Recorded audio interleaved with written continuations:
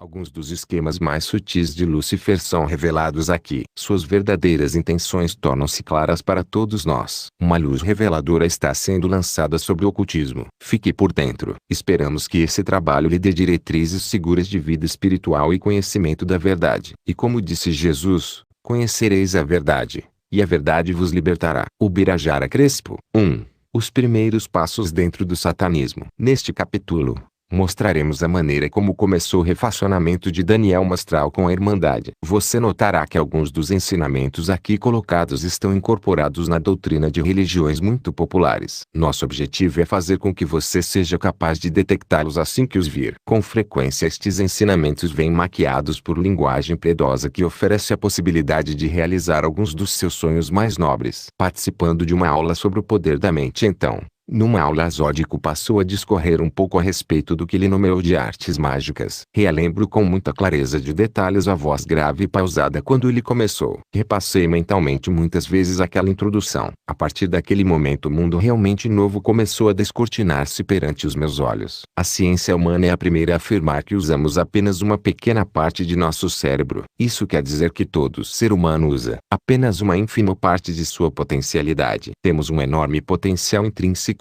inerente ao nosso ser, mas que está dormente. Eu pergunto, e se pudéssemos aprender a desenvolver este potencial ao máximo? A pergunta ficou ressoando no ar. E se, continua o Zódico, ao invés de nos sujeitarmos a utilizar tão somente 10% do potencial que temos, fôssemos capazes de usar 100%? Mas ainda, e se houvesse a possibilidade de não apenas entrarmos em contato com os seres das outras dimensões, mas também fazer com que através da simbiose com estas outras formas de energia, potencializássemos a um nível supramáximo a nossa própria energia? Eu quase o interrompia com a gritante pergunta: como? Vamos fazer isto? Potencializar a nossa limitada capacidade. Eu lhes garanto ser isso plenamente possível. Vamos começar dentro de nós mesmos. Vamos descobrir o oculto dentro de cada um. Aquilo que até a ciência sabe que existe mas que não conseguiu ainda acessar. Abramos, portanto, as portas do entendimento e descubramos o que somos ou não capazes de fazer. Daremos vazão à força que está dormente em cada um. Minha mente estremecia, clamava por dentro. Vai falar ou não vai? Finalmente Zódico começou a dizer como, existem formas de descobrir e potencializar as capacidades que estão ocultas dentro de nós. Temos algumas ferramentas para tal. As artes mágicas. Nas próximas semanas vamos começar a estudá-las ainda a nível teórico para que possamos nos aprofundar em cada uma a fim de que, quando chegar o momento de praticar, cada um possa colher grandes benefícios. As semanas seguintes correram rápidas, e foram deliciosas para mim. Eu aguardava ansiosamente os dias das aulas. Praticamente minha vida se dividia agora entre o Kung Fu e o grupo, meus dois focos de maior interesse. Não havia muito mais tempo para nada. O resto,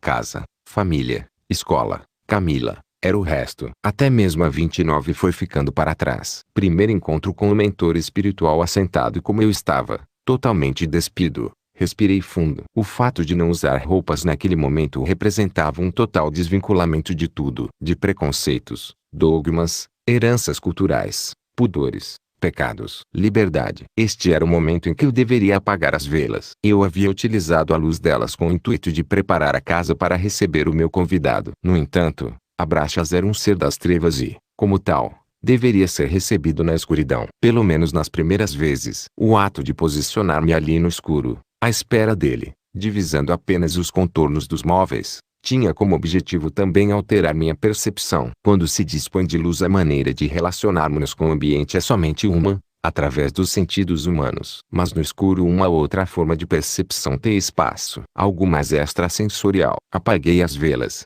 relaxei. Permaneci na mesma cantilena, fazendo gestos ritualísticos. A atmosfera começou a mudar a partir daí. Passei a sentir uma força. Parecia que o ambiente ficava mais e mais carregado. O ar estava denso, magnético. E eu sentia aquela poderosa vibração. Era como se eu estivesse próximo à sala de máquinas de um imenso navio. Apesar de não escutar o barulho das máquinas e nem enxergá-las, podia sentir a vibração delas. Eu sabia que ele estava ali.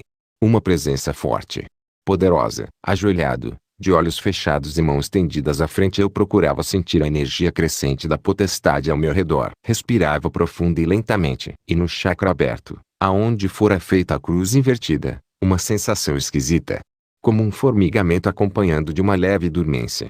só naquela região.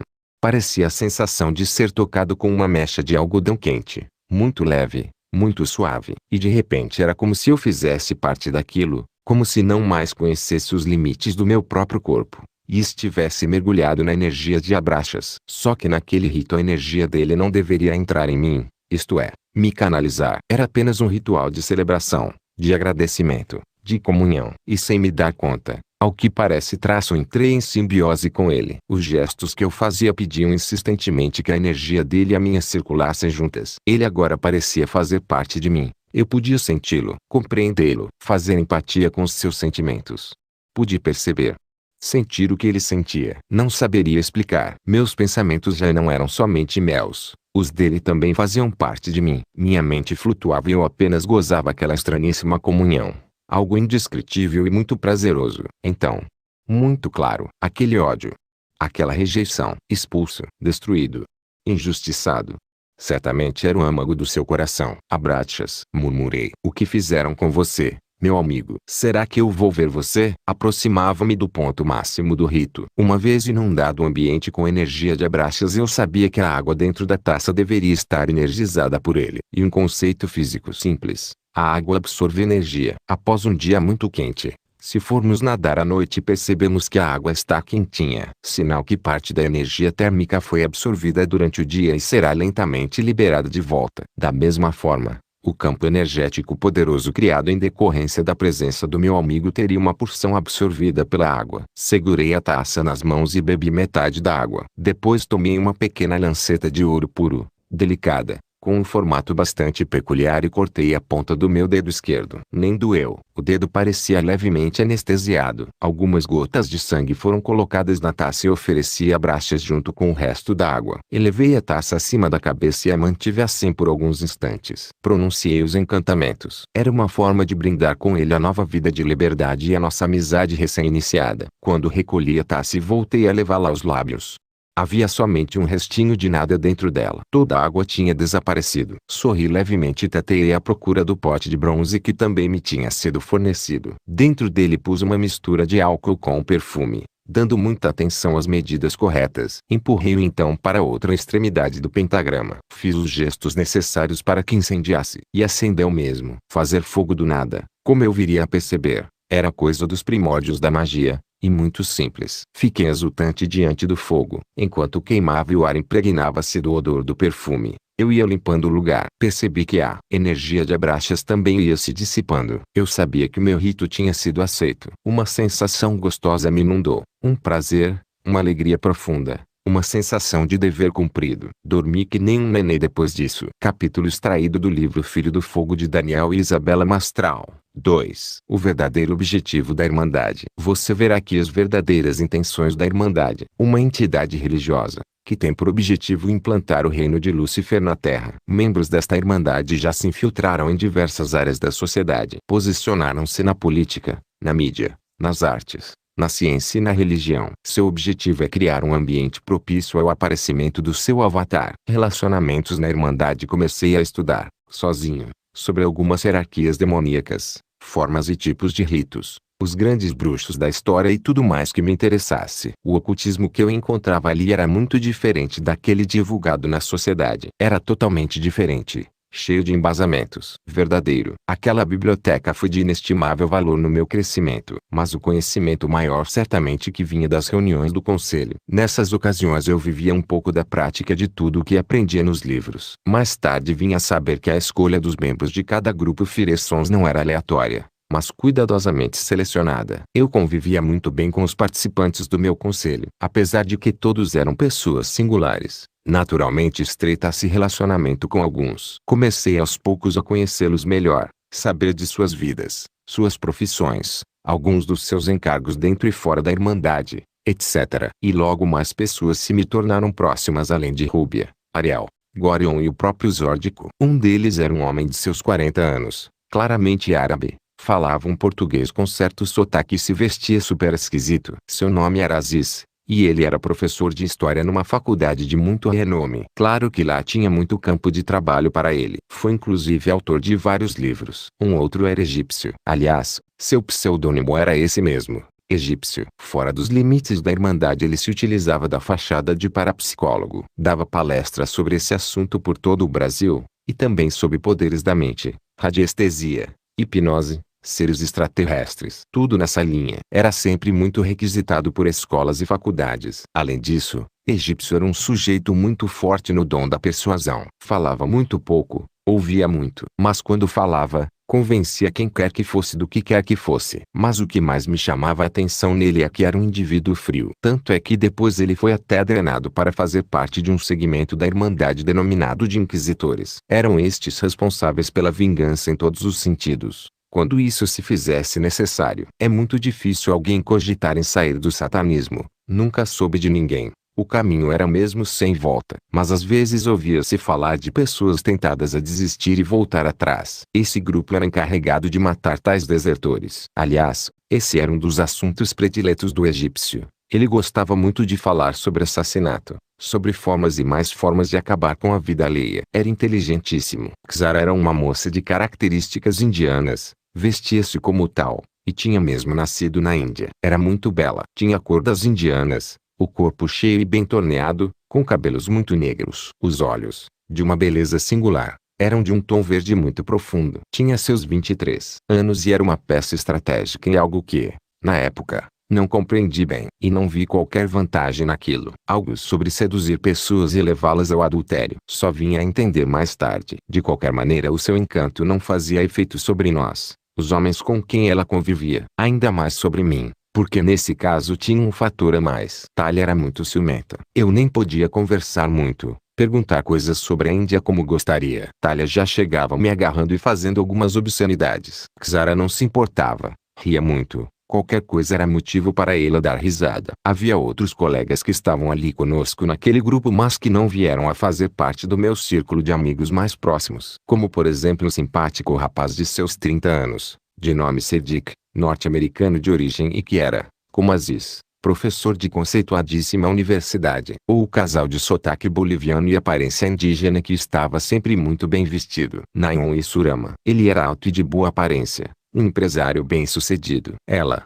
bem mais nova, estava ligada a um escritório de advocacia, dentre outros. No meu convívio semanal pude verificar logo de cara que problemas financeiros não existiam, nem de saúde. Mas existiam problemas outros e estes eram solucionados sempre em conjunto. Nos grupos de conselho aprendíamos que a ajuda mútua era muito mais do que necessária. Era uma questão de honra, um dever a ser exercido. E todo bem recebido de alguém deveria ser retribuído 9 vezes. A infiltração em pouco tempo um golpe já estava concretizado. 9 pessoas da Irmandade foram infiltradas naquela igreja. Todos chegaram como crentes, e com cartas de recomendação de outras igrejas. Naturalmente nenhuma das informações foi checada e eles logo foram aceitos. A maioria era já muito especial, com ministérios em andamento, com dons do Espírito que logo começaram a se manifestar, para deleite dos irmãos. Era muito fácil ludibriá-los a todos. Meus colegas da Irmandade eram pessoas dóceis, carismáticas, cheias de boas intenções e loucas para servir ao Senhor. E cheios de dons de revelação,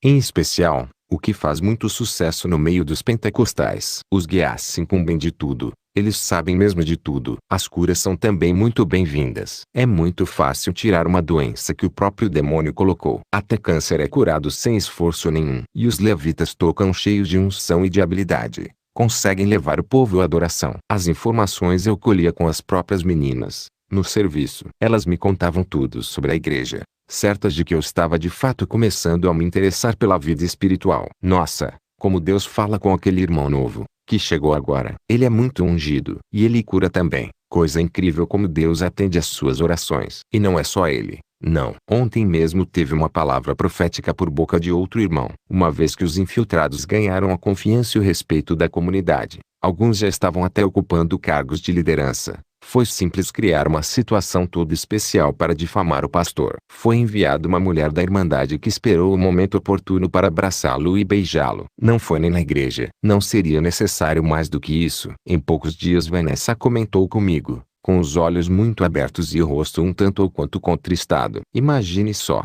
Quem diria? Não. O nosso pastor foi visto com uma prostituta. Não é boato, Não, perguntei aparentando dar pouca importância ao assunto. Não. E verdade. Alguns irmãos viram ao vivo e a cores. Que coisa terrível. O conselho vai se reunir neste fim de semana para ver o que fazer. Eu não procurei saber dos detalhes porque a bem da verdade nem me interessava. Mas o pastor titular da igreja foi afastado do ministério que realizava e deixou a igreja. No lugar dele assumiu um daqueles abençoadíssimos irmãos que tinham vindo da Irmandade. Depois disso a igreja estava com os dias contados. Os principais líderes nomeados foram justamente os infiltrados e a doutrina passou a ser sutilmente modificada. As diretrizes foram mudadas e pessoas que pudessem vir a ser empecilho de alguma forma iam sendo desestimuladas aos poucos. E, se necessário, podadas mesmo. Reunião de oração? Mas para que isso? Deus é Pai. Ele sabe do que nós necessitamos. Quem fez ouvido, ouve. Não precisamos estar clamando pelas mesmas coisas todos os dias. Os grupos foram destruídos. Intrigas iam sendo criadas. O louvor foi contaminado. Alguns foram atacados com enfermidades. Uma vez que a igreja estivesse bem destruída, nem seria necessário que todos efetivamente continuassem lá. Geralmente a maldição é tão grande e as pessoas tornam-se tão cegas que a bola de neve simplesmente perpetua-se por si mesma. E eu soube tudo em primeira mão por Vanessa e Tatiana. Só dava corda, traço mesmo. Puxa.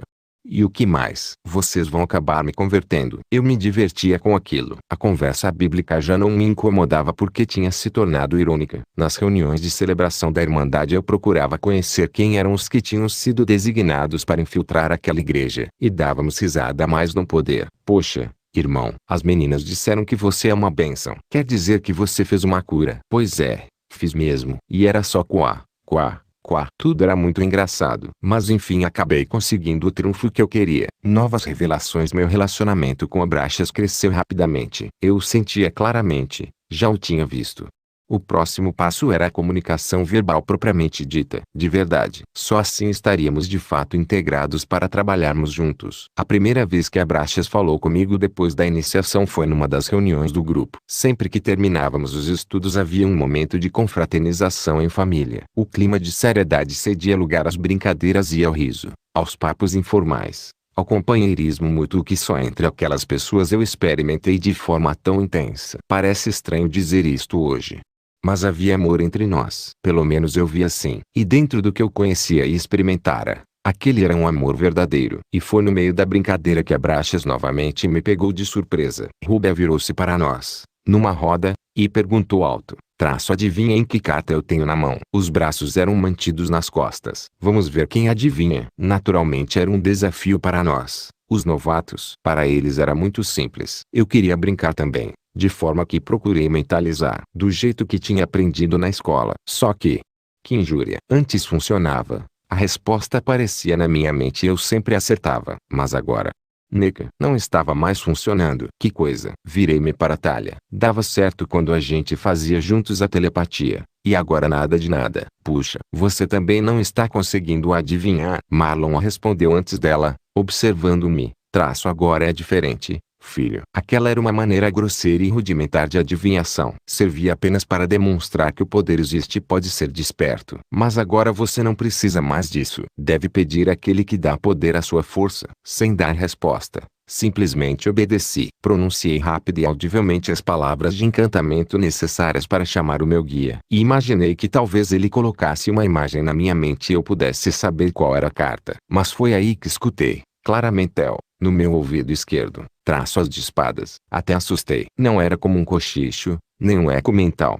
Era uma voz mesmo, que falava bem dentro do meu ouvido. Clara, alta, perfeita, sem a menor sombra de dúvida. As de espada. Repeti imediatamente. Acertou. Rubia rodopiou nos calcanhares e mostrou a carta a todos. Palminhas para Rilian. Este era meu pseudônimo. Eu tinha tido que escolher um. Thalia também. Desde a iniciação que já não éramos sequer mencionados como Eduardo e Thalia. Ela manteve um apelido que usava às vezes. Taça. Rubia foi trocando e trocando as cartas e eu, ouvindo e ouvindo. Uau, que coisa. Depois desse episódio passei a brincar muito com aquilo. Parecia uma criança com um novo passatempo. Levava o baralho onde quer que fosse e vivia mostrando a mágica aos meus amigos. Eles ficavam fascinados. E eu mais do que eles. Abraxas passou a falar comigo constantemente, mesmo sem que eu o chamasse. Era uma troca. Às vezes era ele quem tinha a necessidade de me falar, de incumbir-me de algo. orientar-me de qualquer forma, sempre no ouvido esquerdo. Pelo visto ele gostava muito daquele lado, o ouvido direito parecia não existir. Foi mais ou menos nessa altura que voltamos a falar das artes mágicas no grupo de estudos. Só que o enfoque foi totalmente diferente. Tínhamos aprendido antes que as artes mágicas servem para desbloquear e potencializar capacidades mentais. Mas para nós,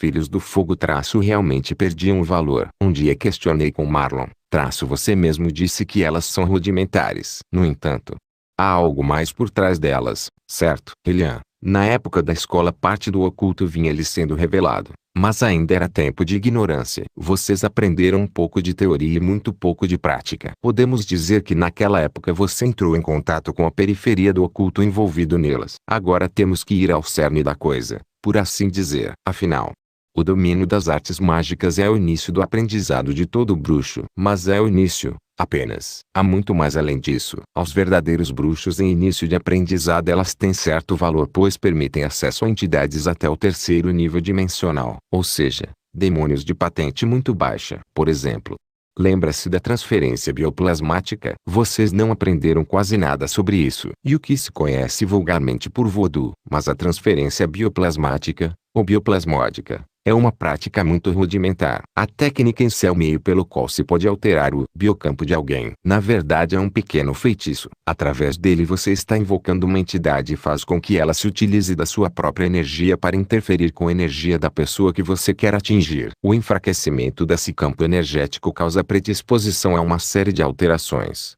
principalmente doenças. O boneco voodoo nada mais é do que uma sinalização, uma espécie de endereço para orientar a aproximação dos demônios. E é até ridículo pensar nisso agora. Com o desenvolvimento de alta magia a sinalização torna-se totalmente descartável. Está vendo? E o que eu digo? Esta é a questão que me incomoda. Por que tanta ênfase em práticas que não são necessárias de fato? Quer dizer, eu não preciso jogar cartas ou ler a mão de alguém para saber tudo sobre ela. Basta perguntar ao Abraxas. Não preciso de perfumes, incensos ou jogos de luzes coloridas para influenciar quem quer que seja. E talvez em breve não seja necessário fazer um bonequinho de ninguém para atingir essa pessoa. Agora tenho contato direto com meu guia. Essas técnicas passaram a ser meio da idade da pedra. Não. Por quê? Então, gastar tanto tempo com elas? Por que voltar a falar nelas? Você tem razão. As artes mágicas são a forma mais inocente de magia que existe. Aliás, nem podemos chamar a isso de poder. Para o mundo leigo até pode ser,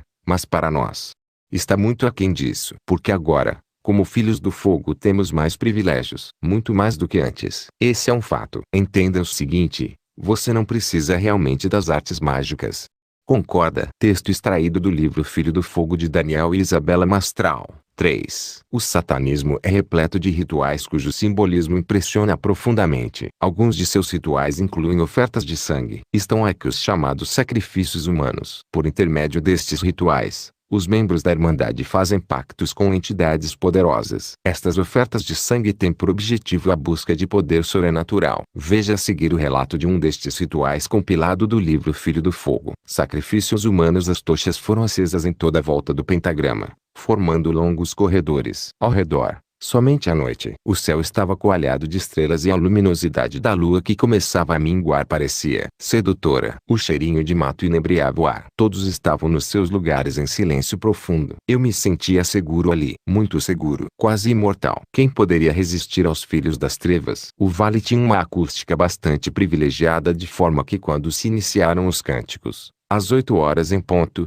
os instrumentos repercutiram alto e claro. Um número enorme de pessoas integrava o conjunto e o coral. Era uma verdadeira orquestra bem ali adiante. As músicas, inspiradas pelos guias, eram específicas para aquela ocasião. Os atabaques começaram sozinhos numa batida constante e cadenciada, leve. Todos começaram a embalar o corpo ao sabor daquele ritmo. Até que entrou o coro de vozes masculinas, potente, vigoroso, semelhante a uma espécie de canto gregoriano. Foi crescendo, crescendo, as vozes femininas foram entrando em harmonias inebriantes até que todos explodiram numa melodia absolutamente indescritível e maravilhosa. Já nem parecia que estávamos na face da terra. A música me contagiava. À medida que eu suava, os vasos de incenso iam sendo acesos com tochas. O cheiro era gostoso. A brisa continuava afagando nossos rostos e a lua vagava devagar pelo céu. Meus olhos ficaram cerrados a maior parte do tempo. De repente o tempo deixou de existir. As horas passavam em minutos. e os minutos em segundos. E deu 11 horas da noite. Aquele período de cânticos e adoração devia chegar ao fim e o ritual propriamente dito começaria. Os 4 sumos sacerdotes se posicionaram cada um na sua ponta correspondente do pentagrama. A entrada da suma sacerdotisa era um momento mágico e especial. As músicas criavam o clima de expectativa, a melodia era doce e bonita. E ao longe, da ponta oposta de onde eu me encontrava, vi nada mais nada menos do que a suma sacerdotisa Gwyneth entrar. Ela passou por um túnel de tochas de fogo. As pessoas tinham cruzado as tochas acima da cabeça e à medida que ela caminhava as tochas iam sendo descruzadas. Em perfeita sincronia. Forcei a vista para ver bem. Gwyneth era muito bela. Vinha andando devagar, sem roupa alguma, com um adorno delicado de flores nos cabelos. Todos os olhares estavam convergidos para ela. Até que assumiu sua posição no pentagrama. Os sumos sacerdotes começaram a entoar solitariamente alguns encantamentos. Num coro, apenas os 4 homens cantavam agora, fortemente. Até que num estrondo de potência a voz deles modificou-se. Via-se claramente que a canalização tinha acontecido. A presença dos demônios começou a ser incessantemente invocada por eles. E então, pouco antes da meia-noite, a fogueira foi acesa. O fogo ergueu-se alto e poderoso, muito grande diante dos nossos olhos. Enquanto durasse a fogueira, o mesmo aconteceria com o rito. Ele só acabaria quando o fogo se extinguisse. Os encantamentos continuaram dentro do contexto ritualístico que a festa exigia, até que foram trazidas as oferendas para Astaroth. Um dos sumos sacerdotes gritou em alta voz, numa força incalculável, algo que jamais as cordas vocais humanas isoladas poderiam produzir. Astaroth está aqui. Está olhando para vocês. E sorrindo. Entraram as 5 mulheres, todas elas de 17 anos, também adornadas apenas com flores na cabeça. Estavam se oferecendo em sacrifício voluntário à entidade. Conforme pede o rito, as 5 moças são sacrificadas pela suma sacerdotisa. Gwyneth aproximou-se delas, canalizada, e fez o que devia. O povo jubila por cada morte. Elas não pareciam realmente sentir dor. Observei atentamente em meio à euforia. Eu havia aprendido que quando o sacrifício é voluntário não ocorre dor. E de fato, não parecia que estivessem sofrendo coisa alguma. E a vida se escoava delas tranquilamente. Cada uma gritava, por sua vez, traço em suas mãos entrego a minha alma. O sangue foi separado para ser vertido no caldeirão de vinho porque todos beberiam dele mais tarde. Era uma forma de participação conjunta no ritual. Normalmente a entidade que está saindo aparece durante ou logo após o sacrifício. Mas neste dia Asmodeus não pôde aparecer para despedir-se. Já tinha ido embora. Não é regra que a entidade que está de saída apareça. Mas a entidade que está chegando sim, aparece. E vem com muito regozijo. Uma sombra de repente materializou-se diante de nós, muito mais alta do que a fogueira. Astaroth apareceu, gigantesco, como um homem, com a testa ligeiramente deformada, o queixo proeminente. Usava a coroa já conhecida, mas tinha algo como 2 chifres que saíam por trás da cabeça. O olhar era sempre muito penetrante. O rosto apresentava como que sulcos profundos. O queixo alongado. Usava uma corrente dourada que caía sobre o peito peludo. Os braceletes de ouro chegavam quase até os cotovelos. Veio receber as 5 oferendas feitas a ele. Nós sabíamos da sua particular predileção pelas mulheres jovens e seu rosto dizia o quanto as tinha apreciado. Depois que foram oferecidos os 5 sacrifícios, começou outra etapa do rito. As oferendas que viriam então seriam oferecidas em prol daqueles que estavam sendo consagrados naquela noite. O sangue deles seria derramado em troca do poder. Texto extraído do livro Filho do Fogo de Daniel e Isabela Mastral. A tama e o cálice, utilizados em rituais de sacrifício. 6. Naquele sábado, quando erguemos o rosto do chão, lá estava ele, Asmodeus em pessoa. O povo vibrou à sua vista, se alegrou, bateu palmas, ergueu as mãos. Asmodeus inclinou levemente a cabeça e nós o imitamos, sempre erguendo os braços em regozijo, imitando os gestos que ele fazia. Os sacerdotes permaneciam em posição de reverência. Percebia-se que nenhum deles estava canalizado ainda. Asmodeus deu uma palavra rápida de orientação geral e desapareceu logo. Talvez ele tivesse visitas a lazer, ou compromissos a cumprir. Deixaria outros ali no decorrer da noite da reunião. Mas o fato de aparecer tinha razão de ser. Demonstrava a todos que ele estava lá. Nós não estávamos cultuando as paredes. Mesmo que não dissesse nada, a aparição por si só já nos fazia lembrados. Estamos aqui. Estamos ouvindo cada palavra que vocês estão dizendo. Estamos com vocês. Recebemos o seu ritual. A sensação é ímpar. Sem dúvida. E era muito bom aquele contato. A seguir Aquilai tomou a palavra. Abriu um livro enorme com páginas como pergaminhos. O mesmo que tinha sido lido no jantar de formatura. Era um momento basicamente doutrinário, seguido de palavras de incentivo, orientações ou comandos estratégicos. Aquilai leu um trecho em aramaico e passou a discorrer sobre ele. Era o livro dos Grimões. Normalmente estudávamos trechos deste livro, ou da Bíblia Negra. O livro dos Grimões é um antiquíssimo livro de magia, anterior à era cristã, uma espécie de Bíblia Negra antiga, e composto de 5 livros escritos em períodos históricos diferentes, por autores diferentes, levando a uma revelação progressiva de Lúcifer a seus seguidores. Apresenta uma cadeia hierárquica demoníaca reduzida e os locais de atuação territorial destas entidades no mundo conhecido. Palavras mágicas de encantamento e ritos específicos de invocação de demônios também têm seu lugar no livro dos Grimões, bem como também uma contextualização histórica da magia e da bruxaria. Histórias reais de grandes bruxos como Abramelin são contadas, por exemplo, e citam-se acontecimentos de relevância ligados a estes. O livro dos Grimões é usado em estudos comparativos e favorece o entendimento de como o satanismo nasceu, cresceu e evoluiu. O original foi escrito com sangue, em aramaico. Ele fica um pouco de tempo em cada unidade da Irmandade em todo o mundo. Quando estávamos com ele era um grande privilégio. Mas há cópias para uso particular nas principais bases, em 3 línguas. O exemplar a que tínhamos acesso era único e jamais saía de dentro da biblioteca da Irmandade. E ele só podia ser tocado pelos feiticeiros em diante. Os iniciados, aprendizes e magos sequer podem chegar perto dele. Há até quem nem saiba da sua existência. Tão secreto é. Um dos livros mais sagrados da Irmandade. Em alguns casos mais específicos é permitido que se copie alguma coisa dele, mas sem jamais retirá-lo da biblioteca. A Bíblia Negra foi escrita depois, bem depois do livro dos Grimões. Possui 4 livros de ensinamentos mágicos inspirados pelos grandes princípios demoníacos e um livro doutrinário inspirado por Lúcifer. Muitos dos seus ensinamentos fazem referência ao livro dos Grimões. Estes são codificados com símbolos semelhantes aos usados pelos alquimistas para que haja preservação dos segredos. Em se tratando da simbologia é possível ler a letra,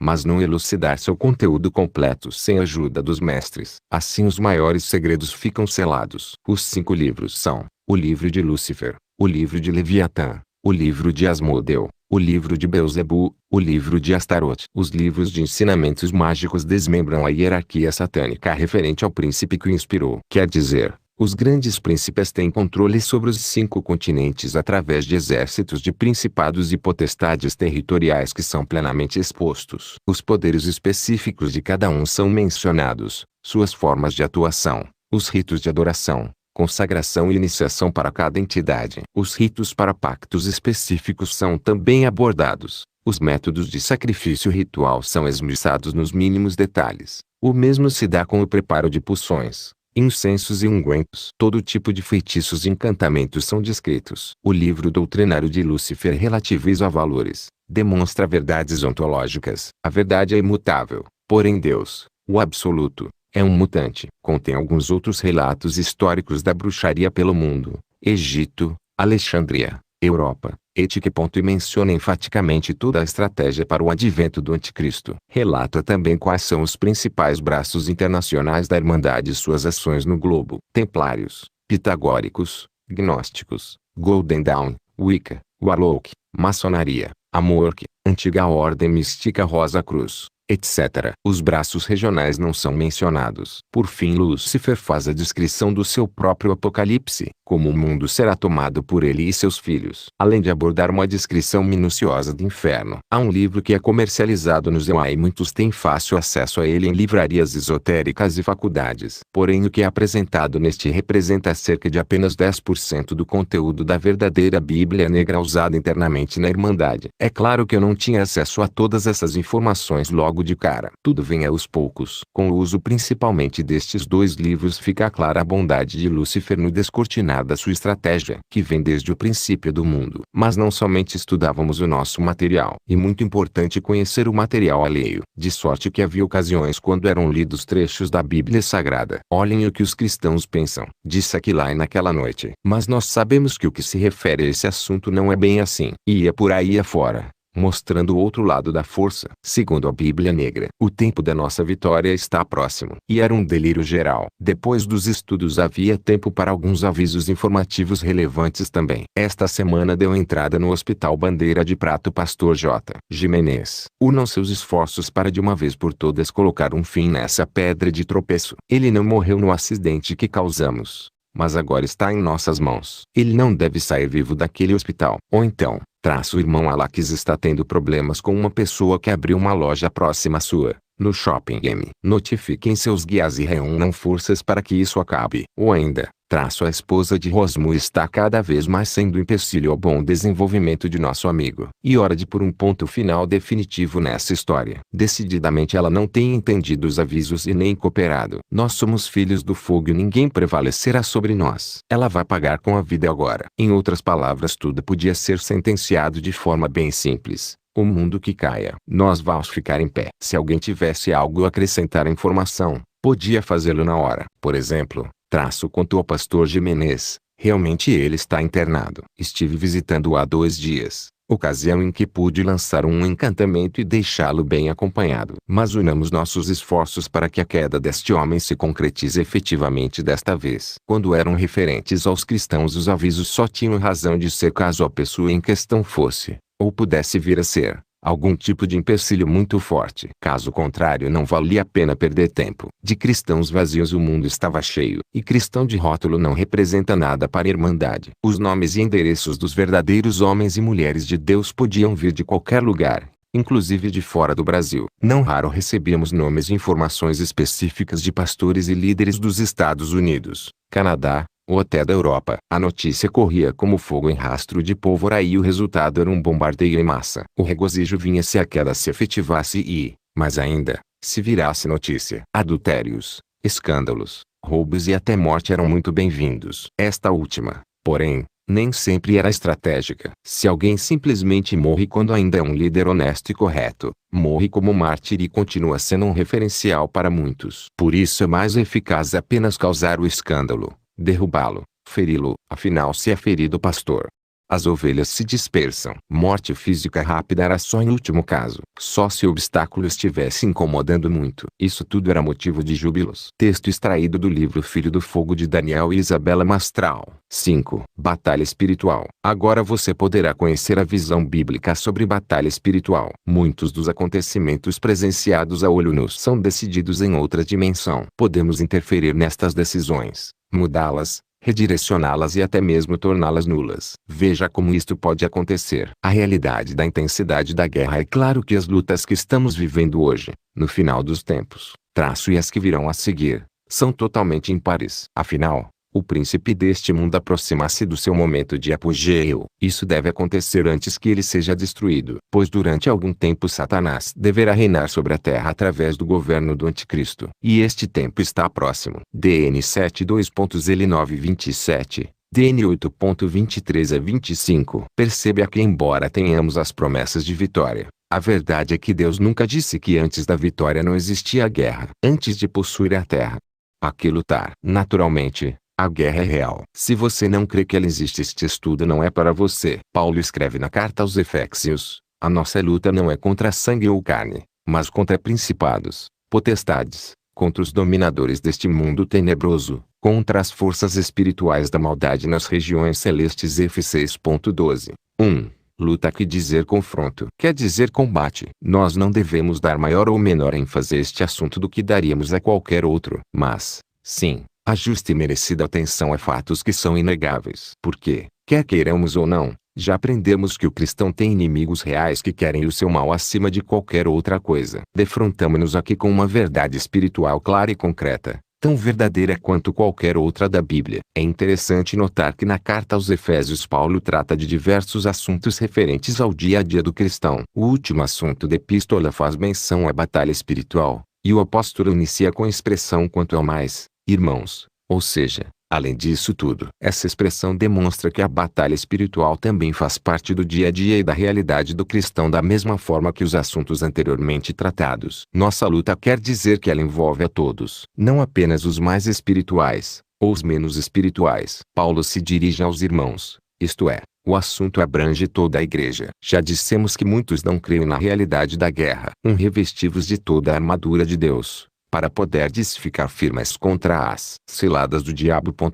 Porque a nossa luta não é contra o sangue e a carne, e sim contra os principados e potestades, contra os dominadores deste mundo tenebroso, contra as forças espirituais do mal, nas regiões celestes. Espiritual. Mas hoje estamos aqui para aprender o que a Bíblia diz. Se Paulo fala acerca de uma guerra, é porque ela existe. Ninguém fala do que não é real. Ainda no versículo 12 Paulo acrescenta mais detalhes acerca da natureza desta batalha, mostrando aonde ela ocorre. Nas regiões celestes. Mas o que são as regiões celestes? Este termo está fazendo referência ao mundo celestial, ao reino espiritual. Ele existe de fato. Como compreender melhor como funciona o reino espiritual? Por exemplo, o mundo que conhecemos, este nosso reino físico, humano, nossa terra, é regida por leis que chamamos de leis da natureza, ou naturais. O nosso mundo funciona do jeito que funciona por causa delas. Assim, uma pedra jogada para o alto volta por causa da lei da gravidade. Um tronco incendiado vira cinzas porque a reação de combustão transformou a sua massa em energia térmica e luminosa. As estações do ano vêm e vão, por causa da translação da Terra em torno do Sol. E assim por diante. No entanto, Deus é Espírito. Jó 4.24. Sabemos que, no princípio, o Espírito de Deus pairava sobre as águas de N.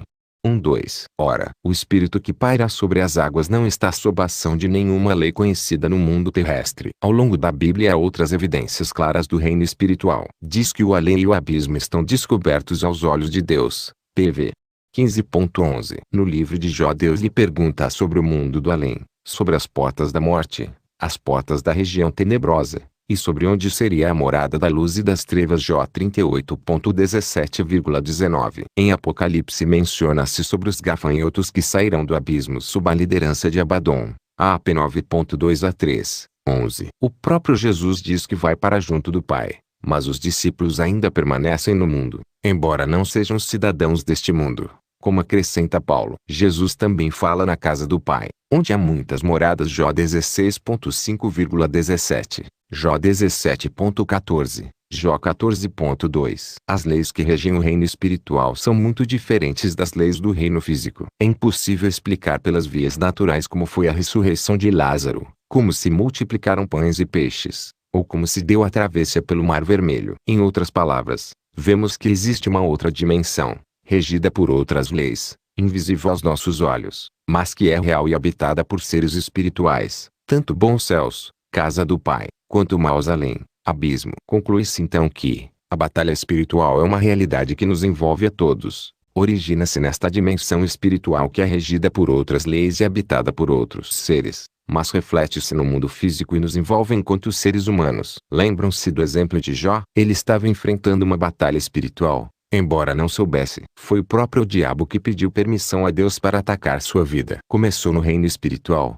mas as consequências foram físicas. Já que estamos falando em reino espiritual e seres espirituais, vamos adiante, observando ainda Efésios 6.12:1. A luta não é contra sangue e carne, isto é, seres humanos. Contra quem lutamos então? Igual ao maior versículo 11, o diabo. Igual ao maior versículo 12, principados, potestades, dominadores, forças espirituais da maldade. Texto extraído do livro Táticas de Guerra de Daniel e Isabela Mastral. 6. O ocultismo. A história revela uma certa evolução no modo como a figura do diabo se encaixou na sociedade e na religiosidade popular. Um estudo histórico de demonologia e todas as suas variações e manifestações, como está no livro Rastros do Oculto, será de incalculável valor. Terminologia. O vocábulo oculto deriva da palavra latina occultus e significa escondido, secreto, obscuro, aquilo que é de falso fundamento, misterioso. São fenômenos que parecem escapar, como realmente escapam, ao domínio dos sentidos. A palavra sinônima de oculto, popularmente falando, é esotérico e está relacionada com a doutrina que é escondida das pessoas em geral, mas se revela apenas aos iniciados. Isto já é uma prática longínqua, comum a todas as antigas culturas. O Dicionário de Religiões, Crenças e Ocultismo relata: ocultismo é o que está além da esfera do conhecimento empírico, o sobrenatural, o que é secreto ou escondido. O termo ocultismo, criado no século XIX pelo francês Élie Paslev Alphonse Louis Constant, designa série de teorias, práticas e rituais que têm por base conhecimentos secretos e a possibilidade de invocar forças desconhecidas, sejam da mente ou da natureza. A alquimia, a astrologia, a cabala e a bruxaria estão entre as mais antigas formas de ocultismo. Com metodologia própria para curar enfermidades, obter determinados bens ou adivinhar o futuro, essas doutrinas pressupõem a existência de espíritos e de forças ocultas que governam o universo. Muitas das formas de ocultismo tiveram origem em religiões secretas que vêm, pasme, se quiser, desde a antiguidade. Não surgiu apenas com a bruxaria da Idade Média, como pensávamos todos. Ao nos referirmos ao ocultismo, não estamos tratando de um sistema religioso específico, ou uma organização homogênea. Determinado grupo ou seita pode conter dentro do seu escopo doutrinário, ou regras de fé e práticas, ensinos extraídos do ocultismo. Existem vários grupos que praticam, explícita ou implicitamente, o ocultismo. Ele, Asmodeu, Belzebu, Azazel, Belial, Baal são alguns dentre os muitos nomes com os quais os antigos hebreus o rotularam. Ou Iblis, como dizem os muçulmanos. Ou Arimã, para os seguidores de Zoroastro, na Pérsia. Set, para os egípcios. Ou simplesmente, como bem o sabem os brasileiros temerosos em mencionar-lhe o nome, o rabudo, o tinhoso, o beçudo, o pai da mentira, o cão, o demo, Satanás, diabo ou Lucifer, como preferem os filhos do fogo. Uma das mais intrigantes figuras que povoaram e ainda povoam o imaginário do ser humano. É interessante notar que nenhuma sociedade conseguiu viver sem uma personificação do mal, sem uma figura do diabo. Isso não é teologia. Veja muito bem isso, e perceba a diferença desse estudo. É história. O diabo chegou ao século XX e já sem sua aparência grotesca de bode, dragão alado, com chifres e rabo, com uma face monstruosa cheia de dentes pontiagudos. A não ser nas capas de CDs de ad hoc e nas anedotas cômicas. Na maior parte do mundo moderno já não o responsabilizamos por toda a doença ou tragédia do mundo natural. Foi preciso que o diabo, antes tão cheio de fama, sobretudo na Europa medieval, cedesse parte do seu lugar ao pensamento racional, aos avanços sobre a superstição e progressos da ciência. Independente disso, é curioso perceber que ele continua, apesar de reduzido em suas ideias e poder originais. É inegável que ele continua influente em nossos dias, qualquer que seja a classe social, o nível cultural ou a nacionalidade das pessoas. É muito difícil que o ser humano, bem no fundo das suas introspecções, ou mesmo de maneira aberta, deixe de precisar de uma explicação na qual somente Satanás se enquadra. Nos Estados Unidos, por exemplo, maior potência do mundo e centro tecnológico, de 1998 a 2000, cresceu em mais de 10 vezes o número de exorcistas autorizados pela Igreja Católica. Na França, no mesmo período, eles foram de 15 para 120. Em quase todo o mundo desenvolvido, que não se dirá dos em desenvolvimento. Isso significa que os demônios e seus seguidores continuam ainda fazendo parte do cotidiano. Entre os fundamentalistas islâmicos, Iblis ganhou as cores branca, vermelha e azul, sugestivamente as da bandeira norte-americana, país rotulado como o Grande Satã. Foi, em suma, contra o próprio diabo que os aviões foram lançados contra as Torres Gêmeas de Nova York, em 11 de setembro de 2001. Esta é uma luta também de cunho religioso. E Satanás é o grande vilão a ser enfrentado. Igualmente, para muitos norte-americanos e cristãos de todo o mundo, foi a mão do diabo que guiou os suicidas muçulmanos naquele fatídico e terrível dia. E para impedir a ação de demônios que o regime talibã impõe o uso das burcas pelas mulheres, do mesmo modo que os órgãos sexuais de meninas eram mutilados, e talvez ainda sejam, em certas culturas mundo afora. Da Europa à África, Belzebu segue com suas manipulações. No Brasil, é claro, há amplo terreno para ele, como nós mesmos sabemos, nas suas mais diversas formas. Desde a quimbanda e o candomblé, até dentro das igrejas evangélicas o diabo está frequentemente presente. A Igreja Católica, até meados do século passado, pintava o diabo com a mais horripilante máscara, mas nos presentes tempos teve que retocá-la para adaptar-se ao mundo atual. Mesmo assim, apesar de deixar de lado sua forma grotesca, não perdeu sua força, ao contrário. Agora Satanás é mais ardiloso e sutil, induzindo o coletivo que a verdadeira felicidade está em satisfazer as concupiscências da carne, deixando-se seduzir pelo poder, dinheiro e luxúria. Afinal, a vida está aqui para ser vivida, sem restrições, e não é preciso servir ao diabo para abraçar tal filosofia como forma de viver. A Igreja Católica assume esse tipo de ação como demoníaca, Mas afastar o homem dos desígnios e caminhos de Deus também pode ser ação do bicho. Ao contrário do que muitos intelectuais pensavam, a superstição não regrediu com o avanço da tecnologia e das ciências. Muitos achavam que ninguém mais difundiria histórias mirabolantes sobre seres mirabolantes. Aposentariam seus amuletos, suas imagens de Buda, seus cristais, pirâmides e patas de coelho. O mês de agosto deixaria de ser agorento, bem como as sextas 13. Ninguém iria temer o mal-olhado, as invejas, o que não dizer da cartomancia, dos búzios e do tarô. As pessoas têm muita confiança em seus mestres, guias, gurus, médiums, benzedeiros, pais de santo. E a coisa não termina por aí. Percepção extrasensorial, mandala, cabala, talismãs, duendes, anjos, benzimentos. A grande verdade é que toda espécie de doutrina, até aquela sem pé nem cabeça, não encontraria centenas, milhares de adeptos, se tais coisas não estivessem em moda. Isso quer dizer que, para desgosto de alguns, mesmo os mais intelectualizados creem em alguma forma de sobrenatural. Se bom, se mal. Se der certo e ajudar na vida. Qual o problema? Afinal, ninguém disse que estamos a cultuar o diabo. Ou disse? Então, deixe de intrometer-se em minha vida, deixe-me aqui quieto, com meus florais de base e minhas massagens energizantes e minhas manipulações de chakras. Sabia que viagem astral tem tudo a ver comigo? Mas, pergunta-se, quem, afinal de contas, é o diabo? Ele existe de fato. Está entre nós desde quando? Lembre-se, este estudo não é teológico, mas histórico. Historicamente, Satã, como o compreendemos hoje no Ocidente, é um ser que concentra em si a maldade absoluta. Mas como isso começou, e apenas ideia difundida pelo cristianismo, podemos encontrar as pegadas do diabo ao longo da história, mesmo que ele não as quisesse deixar, preferindo surpreender a todos bem no final do jogo da vida. Em outras palavras, como foi que a figura do diabo se tornou o que é? A formação do diabo na mente humana em termos concretos, ele é resultado de uma longa gestação, decorrente basicamente de três aspectos: sincretismo, os arquétipos do mal, imagens psíquicas do inconsciente coletivo que, segundo Carl Jung, estruturam modos de compreensão comuns aos indivíduos de uma mesma comunidade, foram ganhando formas concretas a partir deste fenômeno,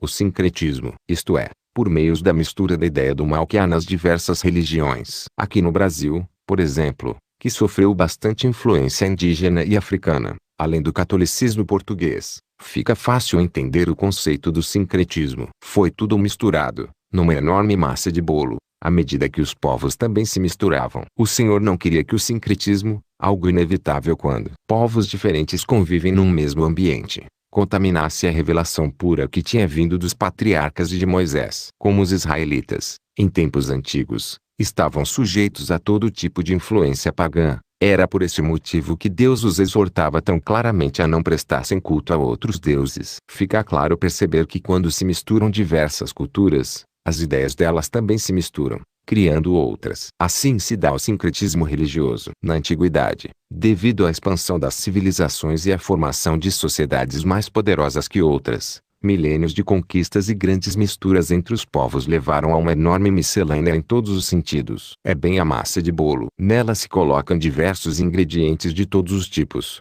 e, ao final, tem-se algo completamente diferente daquilo que tínhamos no começo. Isso sem contar que muitos dos ingredientes eram simplesmente impostos pelos conquistadores aos conquistados. A mistura de tudo isso, linguagem, costumes, formas de vida e subsistência, religiosidade, artes e tudo mais costuma ser muito forte, porque o homem é um ser social, que se relaciona, e tudo vai sendo misturado na massa. Imagine o processo de colonização do Brasil.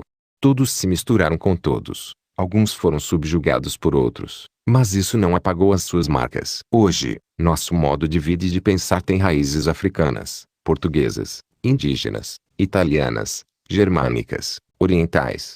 Nosso país é de enorme miscigenação. Hoje, em nosso século, temos o privilégio de não sermos obrigados a adotar costumes de outros povos. Vivemos num país que permite a liberdade de culto, um lugar onde o católico convive com o espírita, que é vizinho do protestante, que tolera os Hare Krishna, embora queira convertê-lo, os quais já tomaram ciência das doutrinas budistas, que certamente conhecem os princípios de Bodhidharma, e a filosofia dos esotéricos, os quais, tão certo como 2 mais 2 igual 4 já espantaram de sua porta algumas testemunhas de Jeová, que se pelam de medo dos muçulmanos, e etc, etc, etc.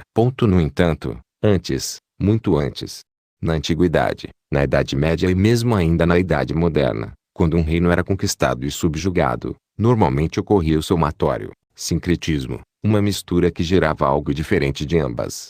Ou então o povo dominado era obrigado a abandonar suas crenças, e abraçar as novas. Processos de transferência. A criação do diabo também é decorrente deles. A pessoa descarrega num mito, numa figura externa, num ser maléfico absoluto todo o mal que enxerga dentro de si. E, claro, por não querermos ver a nossa essência ruim, não queremos ver isso como fazendo parte de nosso ser, descarregamos isso de alguma maneira. Podem ser as mais absurdas terapias psicológicas. Mas como estamos tratando do diabo e não dos desvarios do consciente e do inconsciente, a verdade é que tal ser, Satanás, torna-se responsável por tudo aquilo que consideramos ruim ou que se opõe a Deus, sinônimo do bem e de tudo que é benéfico, altruísta, que perdoa, que tem compaixão, que tem solidariedade e bondade. Transferimos ou descarregamos o ódio, a raiva, o medo, as fobias, os desvios de personalidade, as paixões mundanas. Não aceitamos isso em nós, então transferimos para algo ou alguém. O diabo é uma ótima pedida. Mitologia vem de diversas fontes. A primeira delas é histórica e admite-se que muitos personagens mitológicos de fato existiram, mas as lendas e tradições fabulosas são apenas acréscimos e embelezamentos poéticos. Quer dizer, o fato histórico aconteceu, mas foi contado sob a forma de poesia. É o caso da Ilíada e da Odisseia, tidos como acontecimentos reais, mas narrados de maneira a dar leveza e suavidade à narrativa. A segunda fonte é alegórica pura, onde se admite que os mitos da antiguidade eram apenas simbolismos, contendo alguma verdade moral, religiosa ou filosófica, mais ou menos como as parábolas de Jesus, sabe? Outra fonte para dar asas à mitologia é a física, pois os principais elementos, ar, terra, fogo e água, bem como os principais elementos da natureza, sempre foram objeto de adoração religiosa e as principais divindades de todos os tempos sempre foram personificações de forças da natureza, ou de seus derivados, deuses da boa colheita, do sol, da fertilidade, da beleza, da chuva etc. Percebendo desde os primórdios da existência que nem tudo à nossa volta é reflexo do bem, notamos que uma figura representante do mal, afinal, se torna peça necessária à vida. Nenhuma sociedade humana conseguiu viver sem ela, ou ele. Psicologicamente falando, como já foi comentado, nos ajuda a exorcizar, a retirar de dentro de nós todo o mal e colocá-lo em outro lugar. E historicamente falando, a essência do mal é reconhecida em toda e qualquer cultura. A partir dessa constatação, começaram as tentativas de personificá-lo. Personificar o mal. Teologicamente falando.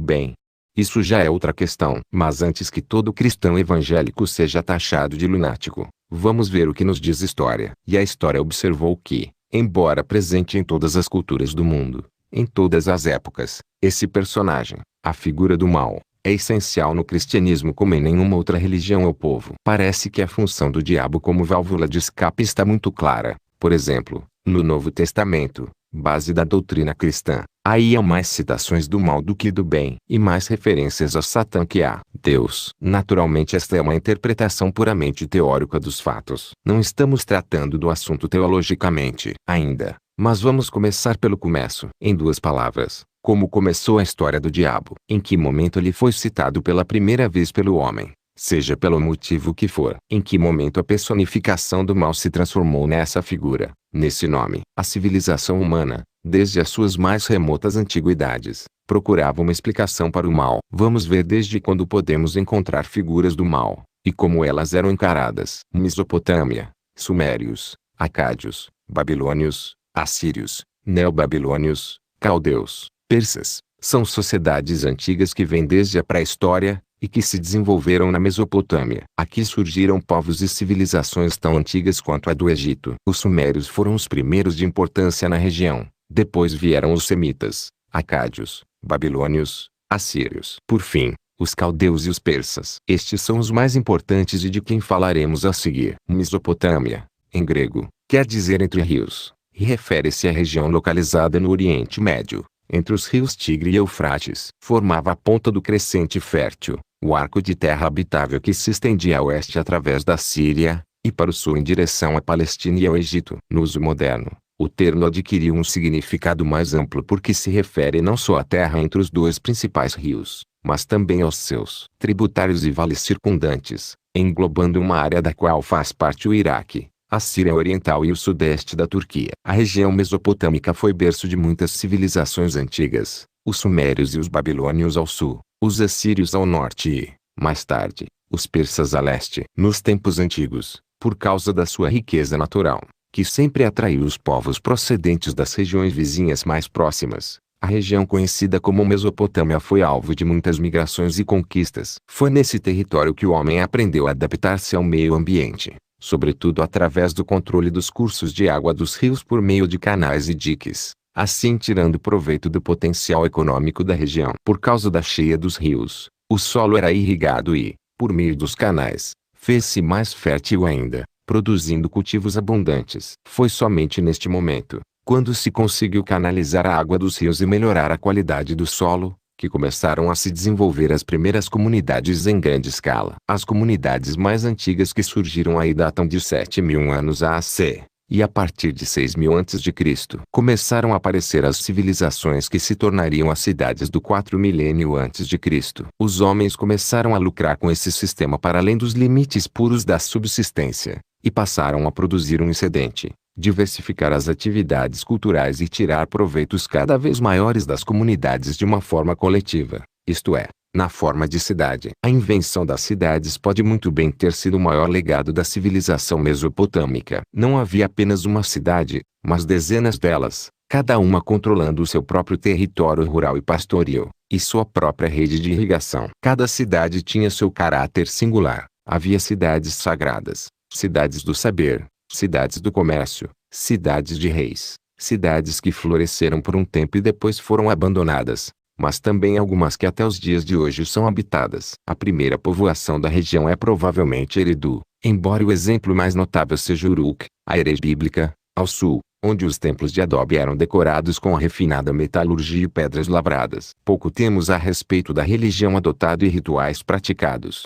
mas sabe-se que sua influência estendeu-se por toda a região vizinha, chegando inclusive a lugares distantes como a costa assírio-palestina. No início do seu florescimento, na Mesopotâmia, doenças, fome e seca eram vistas como as faces zangadas dos deuses. Ainda que aparentemente não houvesse a concepção de demônios, havia uma distinção entre os deuses bons e aqueles encarregados de espalhar o mal aos homens e à natureza. Segundo cada espécie, havia o grupo que cuidava de espalhar as doenças contagiosas lepra e malária, o grupo que influenciava na natureza, vendavais, secas, e o grupo que influenciava o comportamento do homem, raiva, ódio, fúria, epilepsia, distúrbios mentais. Para cada grupo específico havia os sacerdotes, homens estudados e preparados para apaziguá-los por meio de rituais, magias, sacrifícios e chás preparados com ervas próprias. Havia, entretanto, o maior de todos, que nenhum sacerdote conseguia derrotar, o deus da morte que atemorizava principalmente as gestantes e crianças recém-nascidas. Claro que o índice de mortalidade infantil era muito elevado nesta região e época,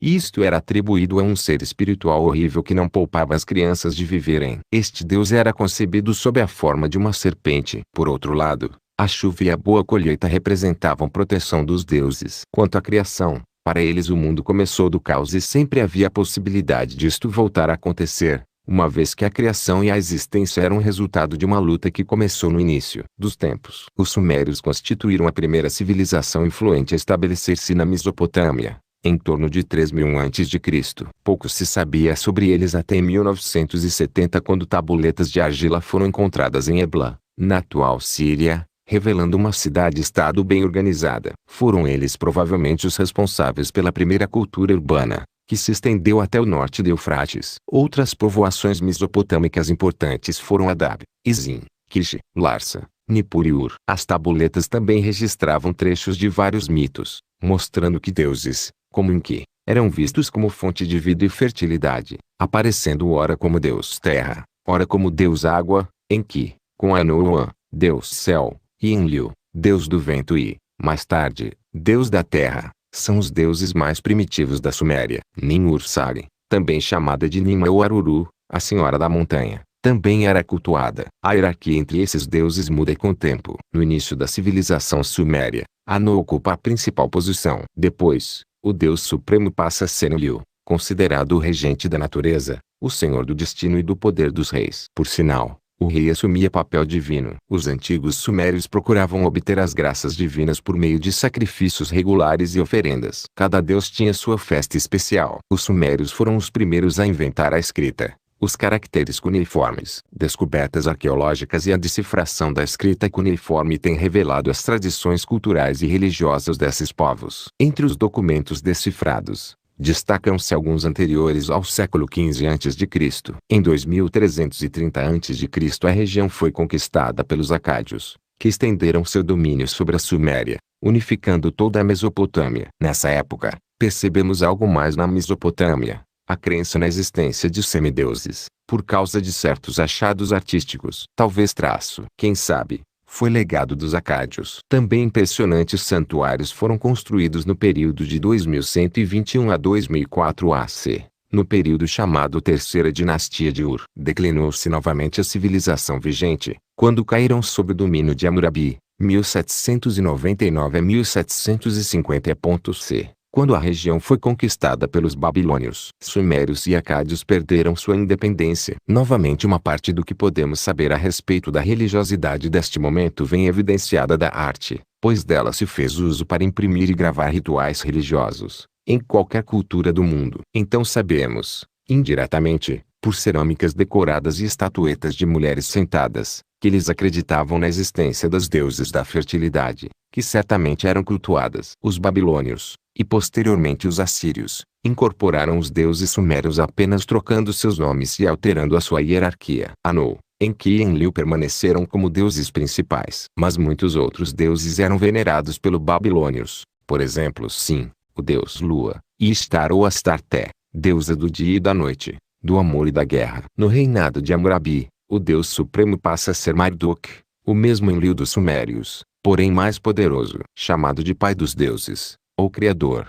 Marduk sobrevive com o nome de Assur, deus supremo da Síria, quando esse povo domina a Mesopotâmia. Sabemos também da existência das torres escalonadas, zigurates, típicas construções religiosas dos babilônios da Mesopotâmia, e também da existência de templos. A ideologia religiosa dos babilônios envolvia um sem número de personalidades divinas, governado por deuses arbitrários, bons e ruins. Nesse contexto sociológico, erguia-se um complexo sistema de relações, no qual incluía o culto, o exorcismo e a magia. Ainda que a Mesopotâmia, neste período, fosse sinônimo da presença dos babilônios em toda a região, a cidade de Babilônia foi a primeira metrópole dos tempos antigos, no sentido mais real desta palavra, multicultural, multiétnica, cheia das incríveis realizações dos mesopotâmios e das vidas de seus poetas, sacerdotes, reis, mulheres e homens de negócios, entretecidos com os mitos da mais antiga literatura do mundo. Não há muitos relatos de como a vida era vivida na sua profundidade nessas cidades invisíveis e muito perdidas. Nippur,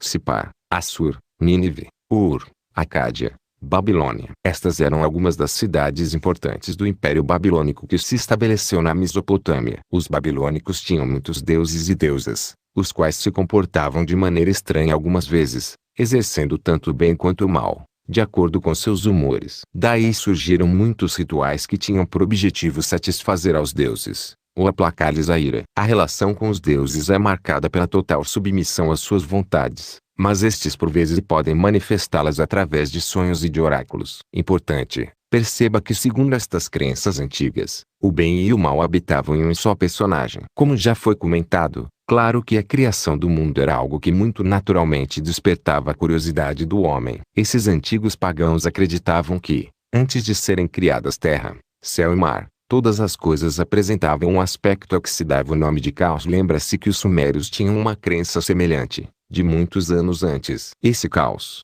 uma enorme e confusa massa onde, entretanto, jaziam as sementes das coisas latentes. Os deuses e a natureza, por fim, intervieram e puseram fim a essa discórdia, a esse caos. Segundo a crença babilônia, no início do caos havia deuses bons, mas aqueles que não eram bons por completo, o que é diferente de serem maus, criaram um exército para ajudá-los. Um exército a partir de pássaros, escorpiões, leões, touros, e assim por diante. É uma ideia interessante esta, porque fala em híbridos, metade deuses, metade animais, como já se evidenciava na cultura Acádia, 500 anos antes, e irá evidenciar-se também em muitas outras culturas antigas, como veremos. Texto extraído do livro Rastros do Oculto de Daniel e Isabella Mastral. 7. O Reino de Cristo. Você verá aqui como devemos responder a todas estas questões. Nada do que está acontecendo no mundo espiritual permanece oculto para Deus. Sua resposta será fulminante e definitiva. Os olhos do Senhor estão em todo lugar,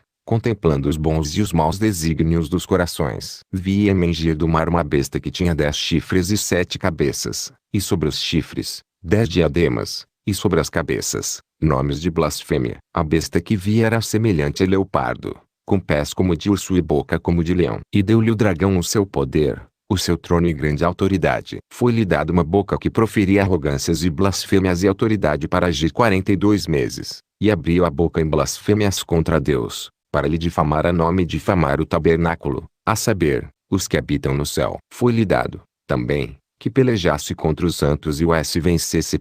Deu-se-lhe ainda autoridade sobre cada tribo, povo, língua e nação, e adorá-lã todos os que habitam sobre a terra, aqueles cujos nomes não foram escritos no livro da vida do Cordeiro que foi morto desde a fundação do mundo. Ap 13. 5-8. Quando, pois, vides o abominável da desolação de que falou o profeta Daniel, no lugar santo, quem lê, entenda, então, os que estiverem na Judéia fujam para os montes, quem estiver sobre o eirado não desça a tirar de casa alguma coisa, e quem estiver no campo não volte atrás para buscar a sua capa. Ai das que estiverem grávidas e das que amamentarem naqueles dias. Orai para que a vossa fuga não se dê no inverno, nem no sábado, porque nesse tempo haverá grande tribulação, como desde o princípio do mundo até agora não tem havido e nem haverá jamais. Não tivessem aqueles dias sido abreviados, ninguém seria salvo, mas, por causa dos escolhidos, tais dias serão abreviados. MT 24.15-22. Será este também o tempo da marca, quando morrerão tantos quantos não adorem a imagem da besta. A todos, os pequenos e os grandes, os ricos e os pobres, os livres e os escravos, se fará com que lhes seja dada certa marca sobre a mão direita ou sobre a fronte, para que ninguém possa comprar ou vender,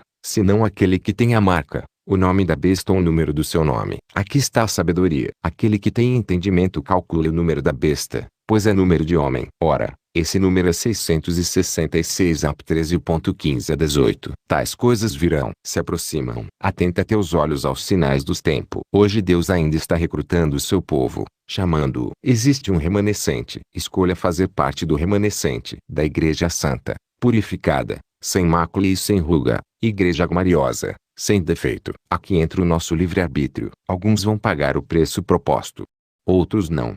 Aqueles que se permitirem ser tratados, serão transformados. Cremos que nossa nação ainda experimentará um grande mover de Deus, será palco de um grande avivamento. E seremos, sim, celeiro de missionários. Isso vai acontecer quando a igreja receber uma nova unção. Aí, não somente a obra missionária virá a crescer, mas seremos infinitamente mais usados por Deus, de muitas maneiras. Só que, antes de Deus derramar esta unção, o seu povo tem que estar pronto. Cada um de nós terá que ser transformado em vaso de honra, para ser capaz de ser portador desta unção. Primeiro temos que experimentar a verdadeira santificação. Temos de buscar a Deus enquanto ainda podemos achá-lo. Paguemos, portanto, o preço. Permitamos que verdadeiramente o Espírito do Senhor esteja sobre nós, porque o Senhor nos ungiu para pregar boas novas aos quebrantados. Enviou-nos a curar os quebrantados de coração, a proclamar libertação aos cativos e liberdade aos algemados, a apregoar o ano aceitável do Senhor e o dia da vingança do nosso Deus, a consolar todos os que choram e a pôr sobre os que em Sião estão de luto uma coroa em vez de cinzas, óleo de alegria, em vez de pranto, veste de louvor, em vez de espírito angustiado, a fim de que sejamos chamados carvalhos de justiça, plantados pelo Senhor, para a sua glória.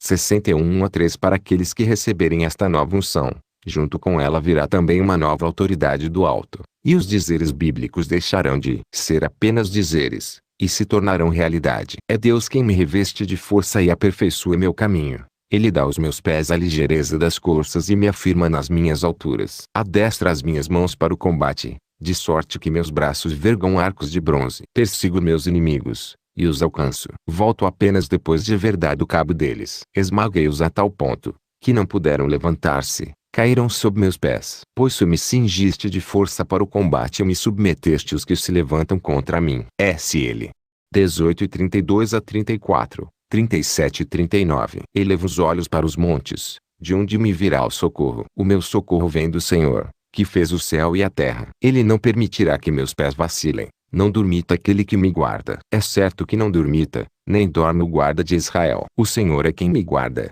O Senhor é minha sombra à minha destra. De dia não me molestará o sol, nem de noite a lua. Ele me guardará de todo mal, guardará a minha alma, guardará a minha vida e a minha entrada, desde agora e para sempre. SL 121. O Senhor está comigo, não temerei. Que me poderá fazer um homem? Cercaram-me de todos os lados, mas em nome do Senhor os destruiu. Como abelhas me cercaram, porém como fogo em espinhos foram queimados. Em nome do Senhor os destruí. SL 118.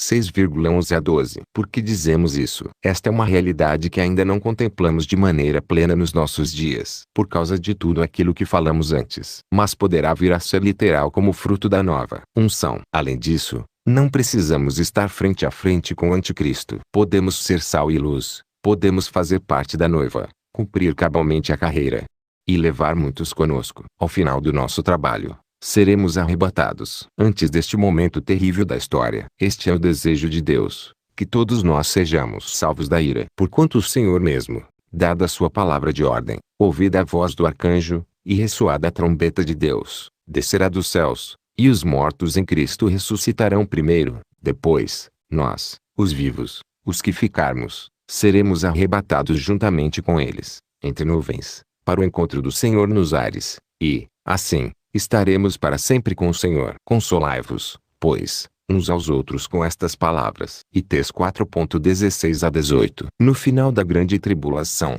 quando nós já estivermos com Ele, seremos espectadores de uma batalha inigualável. A batalha do bem contra o mal. Junto conosco estarão os que tiverem recebido o selo de Deus durante o período de reinado do Anticristo, os que se converterão durante a tribulação, e experimentarão a morte física, mas não a eterna. Os 10 chifres e a besta pelejarão contra o Cordeiro, e o Cordeiro os vencerá, pois é o Senhor dos senhores e o Rei dos reis. Vencerão também os chamados, eleitos e fiéis que se acham com ele. Apocalipse 7,14. Vi o céu aberto, e eis um cavalo branco. O seu cavaleiro se chama Fiel e Verdadeiro e julga e peleja com justiça. Os seus olhos são chama de fogo, na sua cabeça há muitos diademas, tem um nome escrito que ninguém conhece, senão ele mesmo. Está vestido com um manto tinto de sangue, e o seu nome se chama o Verbo de Deus. E seguiam-me nos exércitos que há no céu, montando cavalos brancos, com vestiduras de linho finíssimo, branco e puro. Sai da sua boca uma espada afiada,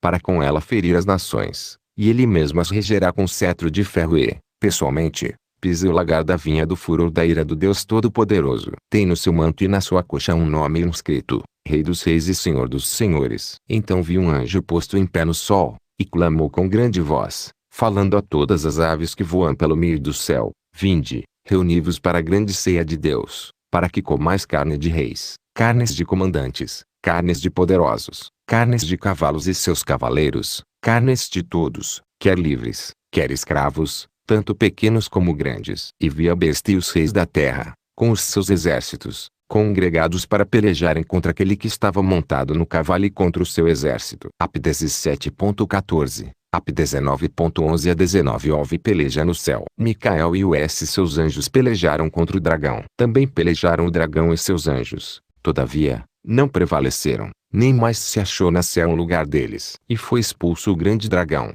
a antiga serpente, que se chama Diabo e Satanás, o sedutor de todo o mundo. Sim, foi tirado para a terra, e, com ele, os seus anjos. Ap 12. 7 a 9. Mas a besta foi aprisionada, e com ela o falso profeta que, com os sinais feitos diante dela, seduziu aqueles que receberam a marca da besta e eram os adoradores da sua imagem. Os dois foram lançados vivos dentro do lago de fogo que arde com enxofre. Os restantes foram mortos com a espada que saía da boca daquele que estava montado no cavalo. E todas as aves se fartarão das suas carnes. Ap 19,20 a 21. Depois de 1000 anos Satanás será solto de sua prisão, mas por pouco tempo. E finalmente será lançado para dentro do lago de fogo e enxofre, onde já se encontram não só a besta como também o falso profeta, e serão atormentados de dia e de noite, pelos séculos dos séculos. Então, a morte e o inferno foram lançados para dentro do lago de fogo. Esta é a segunda morte, o lago de fogo. E, Se alguém não foi achado inscrito no livro da vida, esse foi lançado para dentro do lago de fogo. AP 20.2 a 3, 7,10, 14 a 15. Então haverá o juízo de Deus, o juízo universal, do qual ninguém escapará. E eis que venho sem demora, e comigo está o galardão que tenho para retribuir a cada um segundo as suas obras. Eu sou o Alfa e o Ômega, o primeiro e o último, o princípio e o fim. Bem-aventurados aqueles que lavam as suas vestiduras no sangue do Cordeiro, para que lhes assista o direito à árvore da vida, e entrem na cidade, Jerusalém celestial, pelas portas. AP 22.12 a 14. Deus abençoe a todos e muito obrigado.